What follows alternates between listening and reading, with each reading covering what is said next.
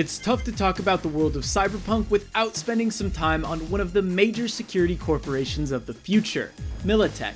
If you've been following GameSpot's Cyberpunk lore series, you've probably heard us talk about the weapons manufacturer often. You may know Militech as Arasaka's #1 competitor, but the corporation's history runs much deeper than that.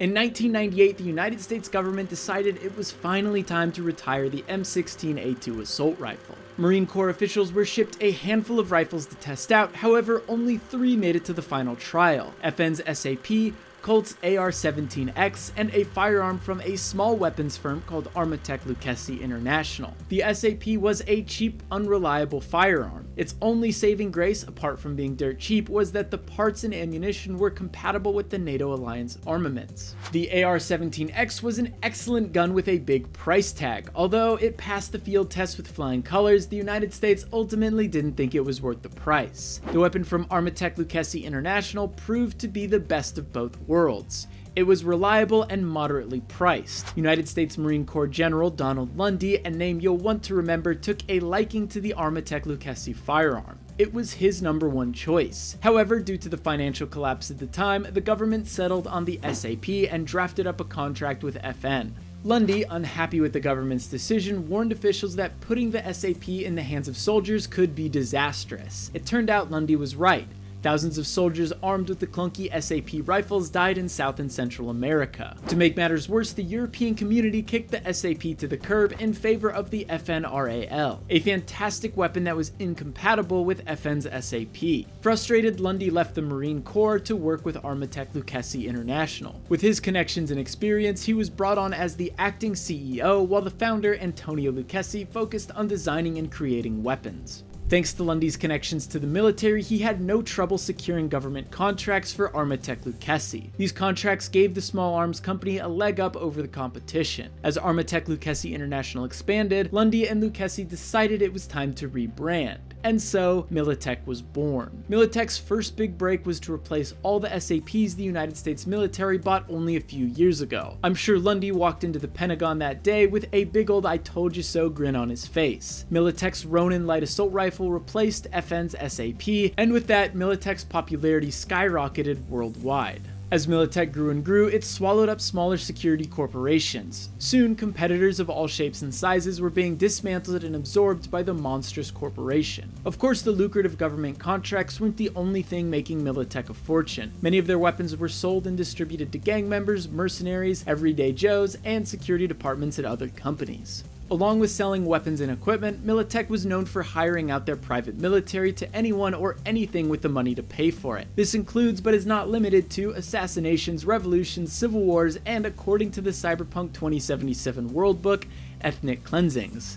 Yikes. By 2020, Militech was the biggest weapons company in the world, selling more firearms than any of their competitors, Arasaka included. However, money isn't everything, and LUNDEE knew this. Militech's influence and reach didn't quite match the Arasaka family, and so a not-so-friendly rivalry between Arasaka and Militech came to be. The rivalry came to a head during the Fourth Corporate War. Fighting between Arasaka and Militech broke out all around the world in nearly every major country. If you'd like to know more about this conflict, check out our video on the Fourth Corporate War. In the meantime, here's some important bits. Arasaka and Militech aligned with nautical tech companies vying for market control. Early on, Arasaka and Militech launched a clandestine war against each other known as the Shadow War. Eventually, tensions bubbled over, and the two corporations kicked off a full-fledged corporate-backed war. Fighting persisted until a mysterious pocket nuke erupted in Arasaka's Night City headquarters, killing 500,000 people. In response, the acting president nationalized Militech and kicked Arasaka out of the United States. On paper, Militech won. Arasaka's reach was reined in significantly, giving Militech an opportunity to dominate the market. However, Militech's victory came at the cost of their independence. President Elizabeth Kress had no plans to surrender the corporation after the fighting had stopped. Instead, she used Militech's strength and resources in an attempt to reunify the United States. If she was met with any resistance, she'd deploy Militech troops.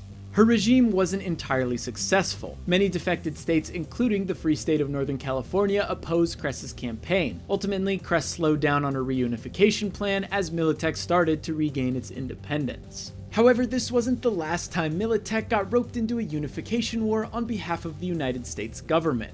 Let's skip ahead to 2069. Recently elected President Rosalind Myers declared war on the free states of the United States. Many states were able to avoid fighting or remain neutral by striking deals with the federal government of the new United States. However, the free states in need of support looked to the mending Arasaka Corporation. With the devastation of the Fourth Corporate War still somewhat fresh, President Myers drafted up a treaty and the war was put to bed.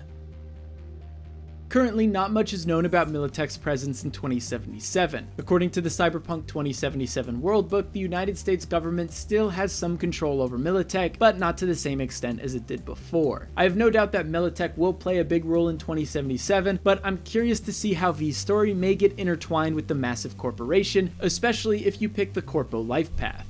If you'd like to learn more about Cyberpunk's lore, check out our other videos, including one on Militech's rival Arasaka and the deadly cyborg atom smasher. And with that, we'll see you next week.